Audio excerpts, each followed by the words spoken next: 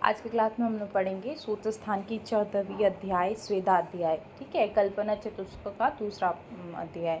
ठीक है, पहला हम लोगों ने पढ़ लिया स्नेह वाली, अब हम लोग कल्पना चतुष्क के दूसरे अध्याय पढ़ रहे हैं, वो है स्वेदाध्याय और सूत्र स्थान की 14वीं अध्याय। ठीक है, तो इस चैप्टर में हम लोग स्वेदन के बारे में जानेंगे।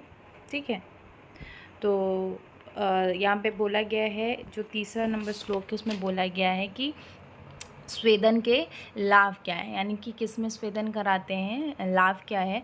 तो एक लाइन है लास्ट वाली, वात कफ आत्मका, इसको हाईलाइट कर लेंगे। जो वात और कफ रोग से जो पीड़ित होते हैं उनमें स्वेदन कराते हैं। ठीक है, फिर उसके बाद स्नेहन क्रिया के बाद स्वेदन करने से लाभ, पहले स्नेहन करते हैं फिर स्वेदन करते हैं। स्नेहन के अध्याय हम लोगों ने पढ़ लिया है, 13 अध्याय, अभी 14वीं अध्याय पढ़ रहे हैं। तो वहीं बोला गया स्नेहन क्रिया करने के बाद स्वेदन क्रिया से वात दोष दूर कर लेने पर मल मूत्र शुक्र ये शरीर से किसी प्रकार रुकते नहीं हैं। ठीक है, स्नेहन से हम लोग उसको क्या किए, दोषों को वो किए, थोड़ा सा ढीला किए। ठीक है, और फिर उसको स्वेदित करते हैं। उसके साथ साथ आगे बोला गया है 5वीं नंबर श्लोक में कि स्वेदन की प्रशंसा में उपमा, यानी कि इसमें क्या है कि इसमें उपमा दी गई है, जो स्नेहन और स्वेदन है उनकी उपमा दी गई है। श्लोक को हाईलाइट कर लीजिए, उपमा के क्वेश्चंस बनते हैं एग्जाम्स में। तो 5वीं नंबर श्लोक है, शुष्क कार्ण्यापि ही काष्ठानि स्नेहो स्वेदो पपादेने नामयन्ति यथा नयाय की पुनर्जीवितो नारायण। अर्थात कि जब सूखे हुए काष्ठ को भी विधिपूर्वक स्नेहन और स्वेदन करने के बाद अपनी इच्छा के अनुसार जिधर चाहे उधर घुमाया जा सकता है, तो क्या जीवधारी पुरुष को स्नेहन और स्वेदन करने के बाद उनकी इच्छा अनुसार यथास्थान नहीं घुमाया जा सकता, अर्थात अवश्य ही घुमाया जा सकता। यानी कि इसकी तुलना की गई, उपमा की गई है स्नेहन स्वेदन का। अगर हम लकड़ी में, ठीक है, सूखे काष्ठ में स्नेहन स्वेदन करते हैं तो हम उसको अपने तरह से घुमा सकते हैं, तो मनुष्य में करेंगे तो क्यों नहीं होगा। तो ये उपमा दी हुई है स्नेहन और स्वेदन की।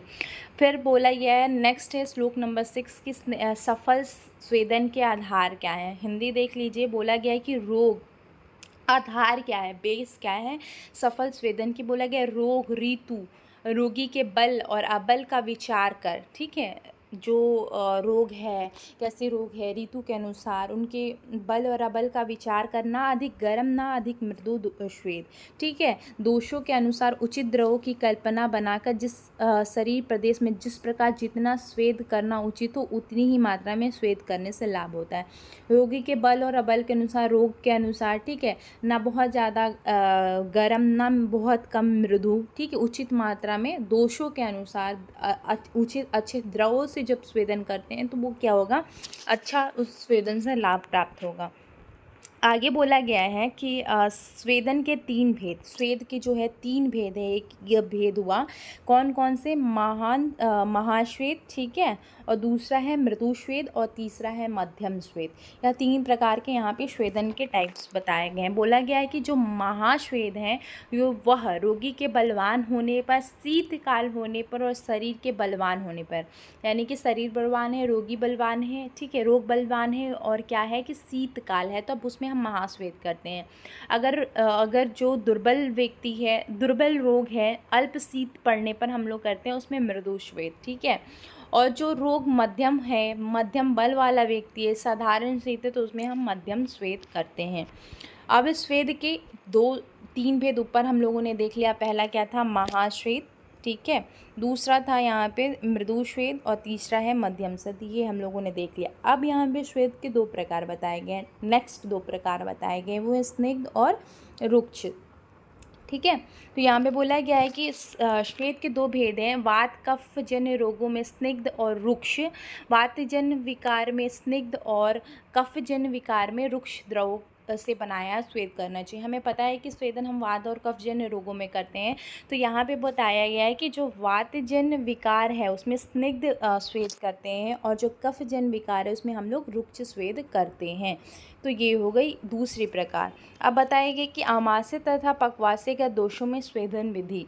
ठीक है। इसमें क्या करते हैं, स्थानिक दोष चिकित्सा करते हैं कि अमाशय में यदि वायु कुपित है तो रुक्ष द्रवों द्वारा स्वेदन कर बाद में स्निग्ध द्रव के द्वारा स्वेदन करते हैं। अगर अमाशय है तो पहले, अमाशय में है तो पहले उसको रुक्ष स्वेद करते हैं, फिर उसको स्निग्ध स्वेद देते हैं।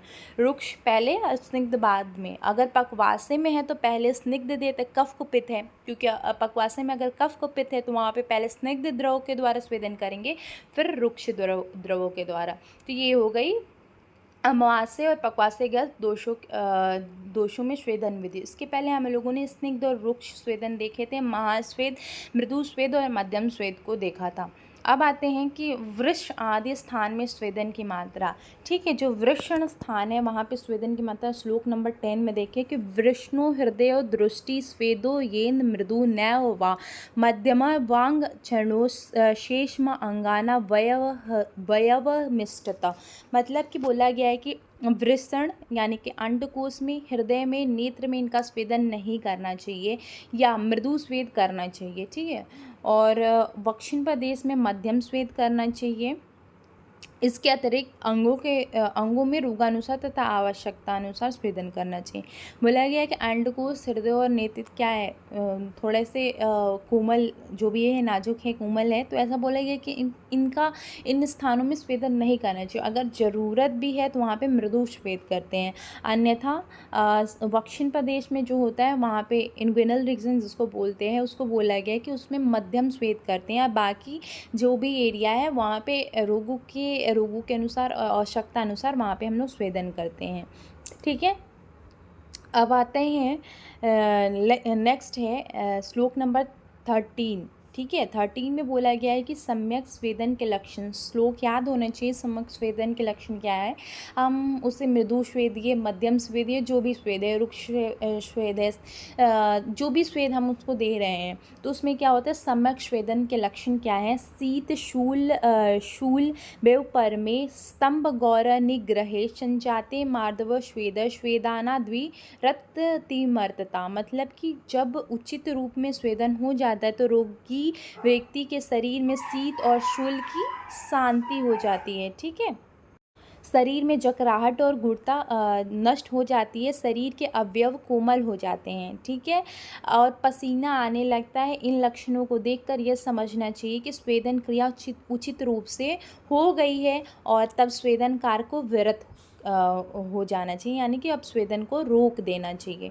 ठीक है, आगे बोला गया स्वेदन के अतियोग के लक्षण के। अब हम लोगों ने सम्यक देख लिया, अतियोग में क्या होगा, लक्षण क्या निकल के आएंगे। तो हिंदी देख लेते हैं कि यदि स्वेदन के प्रयोग अधिक मात्रा में हम कर ले रहे हैं, कोई भी स्वेद हो, अभी तक हम लोगों ने 2 टाइप्स के देखे हैं, जो भी मृदु, मध्यम और उत्तम वाली, और फिर रुक्ष स्निग्ध देखी, वैसे ही उनके अगर हम लोगों उनको अति योग कर दिया तो बोला गया है कि स्वेदन का प्रयोग अधिक मात्रा में हो जाता है तो पित्त का प्रकोप हो जाता है, मूर्छा होती है, शरीर में अवसाद बढ़ जाता है, प्यास अधिक लगती है, शरीर में दाह, पसीना अधिक आने लगता है, स्वर तथा अंगों में दुर्बलता हो जाती है। इन लक्षणों को देखकर अतिस्वेद हो गया है, ऐसा समझना चाहिए। अब बोला गया है कि स्वेद के अतियोग की चिकित्सा क्या है। अतियोग के सारे लक्षण, पित्त वाले लक्षण नज़र आ रहे हैं, अब उनकी चिकित्सा क्या है चरक के अनुसार, तो आप हाईलाइट कर लीजिएगा।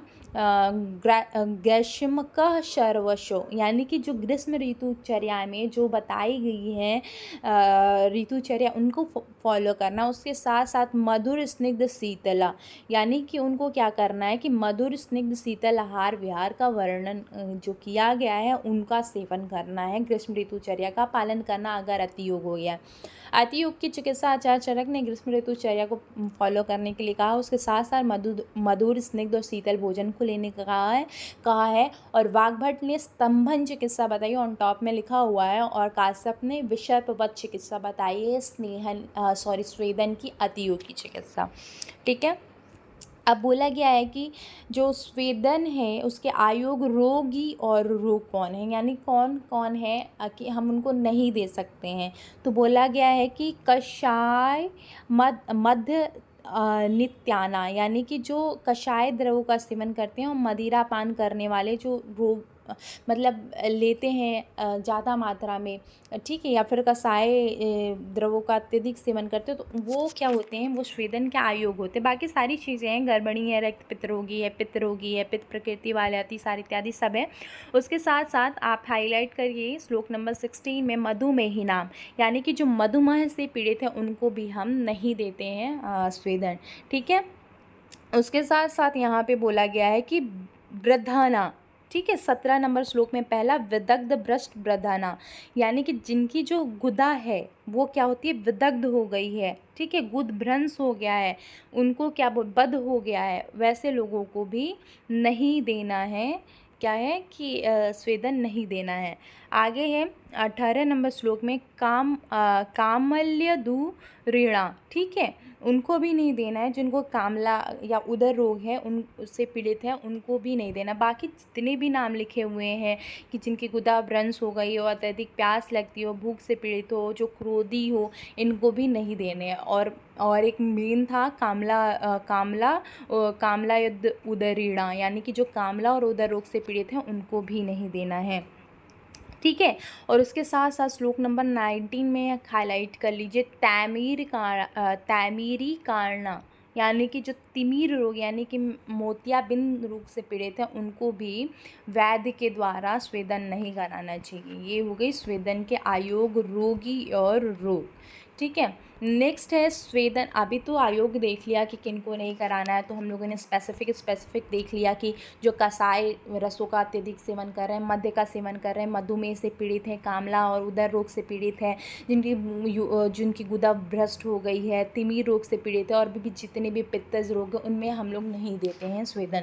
लेकिन देते कहाँ हैं स्वेदन? स्वेदन के योग्य रोग और रोगी कौन है? तो यहाँ पे बोला गया है पहले प्रतिशय में हम उनको दे सकते हैं, मूत्रघात यानी कि जो मूत्रघात है उनमें दे सकते हैं, उन पेशेंट में दे सकते हैं, और भी सारे जितने भी नाम लिखे हुए हैं, हिचकी, श्वास रोग, ये सारी चीज़ें हैं, एकांगवात है, सर्वांगवात है, मेनली वात और कफ से पीड़ित रोगी में हम लोग स्वेदन देते हैं। ये सारी चीज़ें हम लोगों ने देख लिया है, ठीक है। जिनको मूत्रकृक्ष है, अंडकोश की वृद्धि है, पाद, जानु, उरु, जंघा, इन अंगों में सूल तथा जकराहट, सोंठ और खल्ली रोग इत्यादि में, आयाम वात में, सर्वांग शूल में, अंगों की स्तब्धता में, गुरुता और शून्यता हो जाने पर स्वेदन किया जाता है।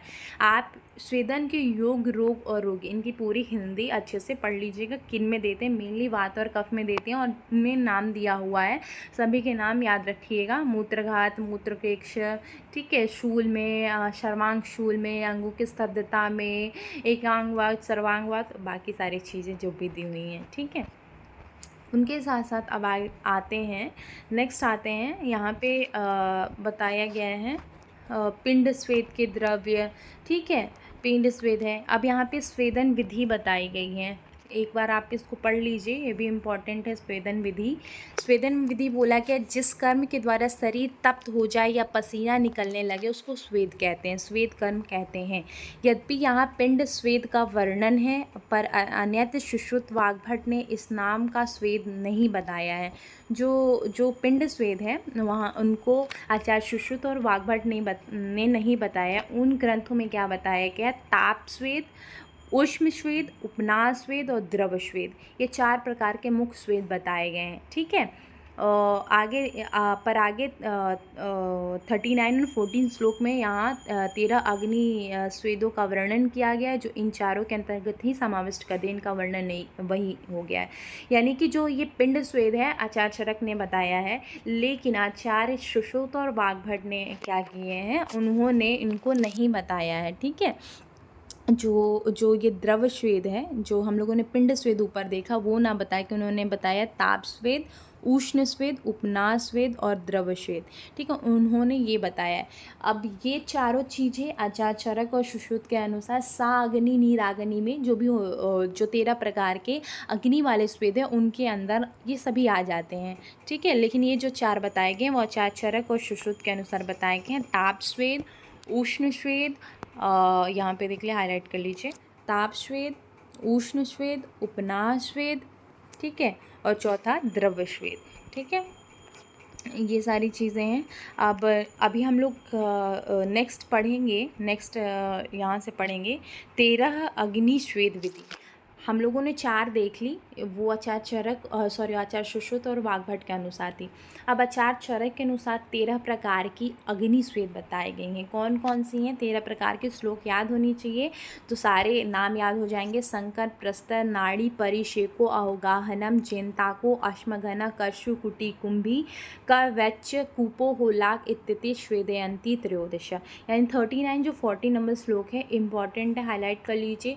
पहले हम लोगों ने देख लिया है कि क्या क्या श्वेत के टाइप्स थे आचार्य सुश्रुत और वाग्भट के अनुसार। अब क्या है, चरक के अनुसार शाग्नि 13 प्रकार की बताई गई हैं। कौन कौन से हैं? संकर श्वेत, प्रस्तर श्वेत, नाड़ी श्वेत, परिशेक श्वेत, अवगाहन श्वेत, जेनताक श्वेत, अश्मघन श्वेत, कर्षु श्वेत, कुटी श्वेत, भूश्वेत, कुंभी श्वेत, कुप श्वेत, होलाक श्वेत। इन 13 श्वेत या 13 प्रकार के श्वेत जो है यथाक्रम बताए गए। ये 13 टाइप के हैं। ये रोगों के अनुसार ही होते हैं कि जिन रोग में जिनकी प्रधानता हो उन श्वेत को कराते हैं। तो ये अग्नि के संपर्क में, अग्नि क्या होता है? शरीर में ऊष्मा उत्पन्न करता है, और ये श्वेत होता है शरीर में ऊष्मा उत्पन्न करता है। ठीक है, ये है। तो पहला है संकर श्वेत। संकर श्वेत में क्या बोला गया? यह वात कफ और वात कफ जन विकारों में क्रमशः पिंड स्वेद के 3 वर्ग बताए गए। उन द्रव को विधि पूर्वक निर्माण कर, ठीक है, उस वस्त्रों में रख कर बिना वस्त्र में रखे जो शरीर में ताप पहुंचाकर स्वेदन किया जाता है, तो उनको संकर श्वेत कहा गया है। ठीक है, पिंड श्वेत टाइप का है। पिंड श्वेत अभी इसके पहले वाला जो हम लोगों ने पढ़ा है, यहाँ पे देखिए, यहाँ पे पढ़ा था पिंड श्वेत, प्रस्तर श्वेत के बाद यहाँ पे पिंड श्वेत पढ़ा। आप द्रव को देख लीजिएगा, इनका बना के जो हम करते हैं उनको यहाँ पे संकर श्वेत को बोला गया है। ठीक है, प्रस्तर श्वेत जो है नेक्स्ट है संकर श्वेत। फिर आता है प्रस्तर श्वेत की विधि, हॉट बेड सडेशन। ठीक है, इसमें आप हिंदी इसकी पढ़ लीजिएगा। इसमें क्या होता है कि जो भी वातग्न जो भी वो होते हैं, द्रव्य होते हैं या फिर औषध होते हैं, ठीक है, उनको अन्य किसी फलक पर उतने दूर तक फैलाया जाता है जितने दूर तक स्वेदन करने वाले पुरुष के सोने योग्य लंबा हो। यानी कि क्या होता है कि उनको फैला दिया जाता है, और इतना फैलाया जाता है कि जहाँ पे जिनको स्वेदन कराना है उनको उन पर लेटाया जा सके, और उनके ऊपर रेशम या ऊन का चादर अथवा सफ़ेद रेड़े की पत्ती या लाल रेड़ की पत्ती, मादार की पत्ती फैलाकर उसमें स्वेदन करने योग्य पुरुष को शरीर में वातनाशक तैल का मर्दन कर सो जाए, और ऊपर से रेशम या ऊन इन्हीं एरंड आदि पत्तों को ओढ़ ले। सोए हुए व्यक्ति को स्वेदन हो जाता है, उसको प्रस्तर श्वेत कहा जाता है। प्रस्तर श्वेत में जैसे पता है कि जितने भी वातज्ञ जितने भी औषध हैं उनको बिछा देते हैं, वह उतने एरिया में डालते हैं जितने एरिया में जिनको स्वेदन कराना है वो सोए। उसके ऊपर से हम लोग या तो ऊनी वस्त्र डालते हैं या फिर मदार की पत्ती इत्यादि बताइए, फिर उसके ऊपर से फिर से उस व्यक्ति को ढक देते हैं पत्तियों से या मदार की पत्ती या ऊनी रेशम से। ठीक है, उनसे उनको स्वेदन हो जाता है, उसको प्रस्तर श्वेत बोला गया है। नेक्स्ट है यहाँ पे नाड़ी श्वेत। नाड़ी श्वेत में क्या बताया गया है कि एक इंस्ट्रूमेंट टाइप का होता है जिसपे द्रव्य डाल के और प्रॉपर एरिया में हम उनको वो मतलब स्टीम देते हैं, स्टीम कैटल सडेशन, यानी स्टीम देते हैं एक यंत्र से। ठीक है, आप इनको हिंदी जो भी है इनकी पढ़ लीजिएगा, नाड़ी श्वेत की विधि। ठीक है, अब आते हैं परिशेक श्वेत। ठीक है, एफ्यूजन सडेशन बोला गया है वात की रोगी या संसर्जक अथवा सन्निपातज रोगों में वात की प्रधानता हो, यहाँ परिशेक श्वेत कराना चाहिए। और सर्वप्रथम रोगी को शरीर के रोगानुसार सिद्ध तैलों से मर्दन कराकर हल्के कपड़े से ढक देना चाहिए। फिर नाड़ी श्वेत में बताए हुए द्रवों को मूल पत्र आदि को गर्म क्वाथ बनाकर उसी कुंभिक वश्यलुका प्रणाली से भर कर विधि पूर्वक शरीर का स्वेदन करे, इसे परिशेक कहा जाता है। जो वात प्रधान हो अथवा संसर्जक सन्निपातक दोषों में वात प्रधानता वाले हो, उन्हें नाड़ी श्वेत में बताए हुए द्रवों के मूल पत्र आदि को गर्म क्वाथ बनाकर छोटे बड़े या सहज धारा वाले घट या बड़ी नली में भरकर रोगानुसार द्रव को सीधे तैल से शरीर का मर्दन और एक हल्के कपड़े से शरीर को ढक कर विधि पूर्वक क्वाथ से शरीर का स्वेदन करना चाहिए, इसे परिशेक श्वेत कहा जाएगा। जितने भी नाड़ी श्वेत में द्रव बताए गए हैं उनको क्या करना है, उनसे उनको शरीर का मर्दन इत्यादि उनका क्वाथ बना के मर्दन करके शरीर को ढक देना, एक तरह से इसको परिषेक श्वेत कहा गया है। इसकी हिंदी अच्छे से पढ़ लीजिएगा, समझ में आ जाएगा। हम लोग ये सब सारी चीज़ें क्या पढ़ रहे हैं, ये सारी हम लोगों ने अग्नि श्वेत के अंदर जो टाइप है 13 उनको देख रहे हैं, ठीक है। नेक्स्ट है अवगाह श्वेत विधि। अवगाह में क्या होता है कि अवगाह में उनको गर्म कोष्ठ में प्रवेश करा कर स्वेदन कराते हैं, उसको अवगाह श्वेत कहते हैं। इसमें क्या होता है, स्वेदन इससे भी शरीर में ऊष्मा उत्पन्न होती है, यह एक प्रकार की हो गई। फिर आती है जन्ताक श्वेत। जन्ताक श्वेत में क्या होता है कि इसमें इसमें एक कक्ष बनाया जाता है, उस कक्ष के अंदर उनको स्वेदन दिया जाता है। तो इनकी भी हिंदी पूरी पढ़ लीजिएगा। इसमें कुटी बनाया जाता है जन्ताक श्वेत के लिए, जो भी इच्छुक व्यक्ति हैं या फिर जिनको जन्ताक श्वेत देना है तो उनके लिए ऐसा बनाया जाता है। उसमें पूर्व और उत्तर दिशा में उनका मुख रहना चाहिए, और वो जिनके लिए जिससे बना रहे हैं वो काली और पीली मिट्टी होनी चाहिए। जलाशय से 6 या 7 या 8 अर्थनी हट कर पूर्व मुख वाला उत्तर मुख वाला कुटागार गृह बनवाना चाहिए। ये कुटागार की ऊंचाई और चौड़ाई अधिक से अधिक 16 अर्थनी होनी चाहिए, ठीक है।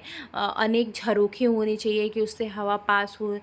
फिर दीवारों से सटा हुआ एक अर्थनी की ऊंचाई और चौड़ाई में चौतरा बनवाएं, यानी कि जैसे एंटर करते हैं वैसे ही चौतरा बनना चाहिए, जो एक तरफ के फाटे के पास से प्रारंभ होकर दूसरे तरफ के फाटे के द्वार तक समाप्त हो जाना चाहिए, ठीक है।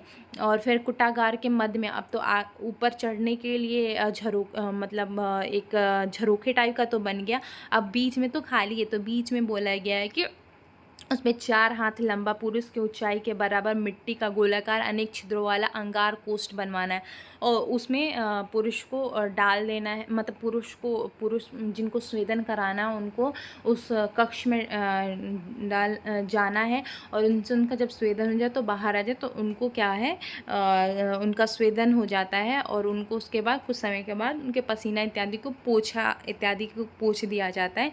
ये एक तरह से एक जन्ताक श्वेत मतलब एक कुट्टी के अंदर दिया जाता है। इनकी जो स्ट्रक्चर है ये हम लोगों ने यहाँ तक जन्ताक श्वेत में पढ़ा कि एक कुट्टी के अंदर ये दिया जाता है। वैसे ही अश्मघन स्वेदन विधि है, स्टोन बेड सडेशन, ठीक है। इसमें क्या बोला है कि व्यक्ति की लंबाई चौड़ाई के अनुसार और उनकी मोटाई के अनुसार पत्थर की पट्टियाँ लेकर उसमें वातनाशक खादीर आदि की लकड़ियाँ जलाकर गर्म करें, यानी नीचे से उनको गर्म करके और व्यक्ति को स्वेदित कर मतलब उनको मर्दन करके वात तेवरों को मर्दन करके उस पर सुलाया जाता है, जिससे उनको स्वेदन हो जाता है। अब इसकी हिंदी आप इनको पढ़ लीजिएगा। आगे क्या है कि कशु श्वेत में क्या है कि स्वेद योग्य स्थान में विभाग में जाने वाला चिकित्सक खाट के नीचे गड्ढा खोदकर उसमें गड्ढे में भू रहित दहकते हुए अंगारे से भर देना चाहिए, और इस खाट के ऊपर सोया हुए व्यक्ति को सुखपूर्वक स्वेदन, यानी खाट के नीचे गड्ढा खोद के उनके अंदर आप जो स्वेदन के लिए जो भी चीज़ें बताएगी उनको रख देंगे, जिसके नीचे से उनको स्टीम मिलता रहेगा और वो व्यक्ति स्वेदित होगा, उसको कहते हैं कशु श्वेत। वैसे ही आगे है कुटी श्वेत, कैबिन सडेशन। इसमें बोला गया कि एक ऐसा छोटा गोलाकार गृह बनवाए जिसकी ऊंचाई चौड़ाई अधिक ना हो और हवा आने जाने के लिए एक खिड़की और झरोखा ना हो, यानी कि अंदर ही उनका उसके अंदर उनको स्वेदन हो जाए। गृह की दीवार मोटी हो, घर के भीतरी भाग दीवार के ऊपर उपनाद स्वेद विधि में बताई हुई कुष्ठ और उष्णवीर औषधियों का लेप हुआ हो। जो गृह है उसमें क्या है कि कुष्ठ औषधियों से उनका लेप हुआ, ऐसी कुटी के बीच खाट बिछाकर सुंदर बिछावन बिछा दिया, पर प्रवार अजीन कैशियर और कंबल गोलक इनमें से कोई एक रखा हो। अब खाट के नीचे धूम रहित अंगारों की बोरसी को भर दें, यानी खाट के नीचे ऐसे घर में है जिन वहाँ पे वायु नहीं जा रही है, और उसके बीच में खाट बिछा के उसके नीचे हम लोग जो भी स्वेदन के लिए जो भी औषध को जलाना है उनको रख देंगे, और उस व्यक्ति को मर्दन करके उसके ऊपर लेटा देंगे, जिससे उसको सुखपूर्वक स्वेदन हो जाएगा। अब नेक्स्ट है भूस्वेद बोला गया अश्मगन स्वेद में जो विधि बताई गई है यह विधि प्रशस्त निवास समतल भूमि पर की जाए तो उसको भूस्वेद बोलते हैं, ठीक है। उसके बाद कुंभी श्वेद है। इसमें क्या होता है कि आधा और तीसरा भाग पृथ्वी के अंदर गाड़ देना चाहिए, यानी कि घड़ा है, घड़ा का आधा कहीं इस पृथ्वी के नीचे गाड़ देना चाहिए। उसमें वातनाशक औषधि को क्वाथ भर देना चाहिए। उसके ऊपर से जो खाट होता है लकड़ी की जो भी होती है उनके ऊपर पुरुष को सुला देते हैं तो उनसे उनका स्वेदन हो जाता है। ठीक है, एक तरह ये हो गई कुंभी श्वेद। आप इसकी हिंदी अपने से पढ़ के बिल्कुल समझिएगा, बोलने से समझ में नहीं आएगी। एक बार आप इसको फिर से रीडिंग लीजिएगा, जितने भी अग्निश्वेद बताए गए हैं तब वो चीज़ें समझ में आएगी, क्योंकि उनमें थोड़ा थोड़ा का सब में अंतर है सभी चीज़ें एक ही, लेकिन किसी किसी में बस थोड़े थोड़े का अंतर है। तो ये चीज़ें आप देख लीजिएगा। वैसे ही कूपश्वेद हुई, लास्ट है होलाकश्वेद विधि। ठीक है, होलाकश्वेद हो गई। और उसके साथ साथ यहाँ पे अब यहाँ पे हो गई आपकी पूरी की पूरी जो अग्निश्वेद हैं, जो 13 प्रकार की अग्निश्वेद है वो कंप्लीट हो गई। अब यहाँ पे है नीराग्निश्वेद, यानी कि ऐसा कि जिनमें अग्नि का संयोग नहीं हो रहा है फिर भी उनको स्वेदन हो जा रहा है। तो आप इसके श्लोक याद कर लेंगे। 64 नंबर श्लोक, व्यामो उष्ण चंदन गुरु प्रवाण शुदा बहुपान भय क्रोध धावो अपनाह वातापा श्वेदयंती दैश्यतानी नर्म अग्नि गुणादते। यानी कि व्यायाम, उष्ण गृह, भारी ओढ़ने के वस्त्र, भूख, मद, उष्ण द्रवों के अधिक पीना, भय, क्रोध, उपनाह, युद्ध और आतप, ये 10 बिना अग्नि के गुण के ही स्वेदन करते हैं। यानी कि इनसे क्या होते हैं, पसीने या फिर स्वेद उत्पन्न होता है। जो शरीर उष्ण होता है तो ये भी स्वेदित हो जाता है। तो ये 10 नीराग्नि, और इसके पहले हम लोगों ने 13 प्रकार की अग्नि श्वेद पढ़ी थी, उनकी जो भी डीप है आप एक बार उसको पढ़िए और उसको समझिए। ठीक है, अब यहाँ पे उपसंहार है। उपसंहार कहने का मतलब कि पूरे चैप्टर में हम लोगों ने क्या पढ़ा था, पूरे चैप्टर में हम लोगों ने स्नेहन के योग, आयोग, अतियोग जो भी है और सारी चीज़ें पढ़ी। और यहाँ पे हम लोगों ने भेद भी देखे थे। एक प्रकार देखा था अग्नि से युक्त और बिना एक अग्नि से युक्त, 2 प्रकार से देखे थे, जिसमें अग्नि से युक्त 13 प्रकार के, बिना अग्नि से युक्त 10 प्रकार के। फिर आता है एकांग स्वेद, आता है सर्वांग स्वेद, आता है एकांग स्वेद में संकर स्वेद, नाड़ी स्वेद आती है। एकांग स्वेद कहने का मतलब एक प्रॉपर एरिया, संकर स्वेद और नाड़ी स्वेद आ गई जो आपकी अग्नि में आती है। सर्वांग स्वेद में प्रस्तर स्वेद, जंताक स्वेद आती है जो आपकी ये भी अग्नि ही में ही आती है। तो ये सर्वांग स्वेद है, आप पूरी बॉडी का करते हैं जंताक में, प्रस्तर स्वेद में। लेकिन नाड़ी स्वेद करते हैं तो आप प्रॉपर उस एरिया का कर रहे हैं। ठीक है, या 2 प्रकार के स्वेद तथा स्निग्ध स्वेद और रुक्ष स्वेद हम लोगों ने देखा था। ठीक है, जो जब हम लोगों ने शुरू किया था तभी देखा था। उसके साथ यह इस प्रकार यह 2-2 स्वेदों के 3 वर्ग अर्थात 6 स्वेदों का यहाँ वर्णन किया गया था पूरे चैप्टर में। सबसे पहले हम लोगों ने देखा था स्निग्ध और रुक्ष स्वेद। ठीक है, एकांग और सर्वांग देखा, और साग्नि नीराग्नि श्वेद देखी। साग्नि की जो 13 टाइप्स थे वो देखिए। आप इनको, मैं बार बार बोल रही हूँ, एक बार इसको पढ़िए। आप लॉन्ग बेस्ड क्वेश्चन एग्जाम में आ सकता है, जो रिटन एग्ज़ाम होते हैं जो आपके यूनिवर्सिटी बेस्ड होते हैं उसमें आते हैं। तो आप इनको देख लीजिए कि संकर श्वेद का क्या विधि है, प्रस्तर श्वेद की क्या विधि है। वैसे ही नीराग्नि श्वेद 10 बताए गए हैं, आप इनको नाम याद होनी चाहिए। दोनों के, साग्नि नीराग्नि के श्लोक के साथ आपको नाम याद होने चाहिए। लास्ट 1 एकांग और सर्वांग, ये हो गई कंप्लीट। अब स्वेदन में निषेध क्या बताया गया है। स्वेदन में क्या है कि उस दिन व्यक्ति को व्यायाम नहीं करना चाहिए, ये स्वेदन का निषेध हुआ। ठीक है, और अब यहाँ पे चैप्टर कंप्लीट होता है। तो यहाँ पे जो 70 नंबर श्लोक है उसमें बोला गया, त्रयोदश विधा स्वेद बिना दश विधो अग्निना संग्रहेण च षट स्वेदा। यानी इसका वर्णन, स्वेद की कल्पना 13 तरह की अग्निश्वेद किया गया। 10 प्रकार के जो भी है, 10 प्रकार की जो नीराग्नि श्वेद है, संक्षेप में 6 स्वेद, इन विषयों का वर्णन इस श्वेदाध्याय नामक अध्याय में किया गया है। तो यहाँ पे हो गई तुम्हारी जो स्वेदाध्याय है चैप्टर कंप्लीट। Thank you.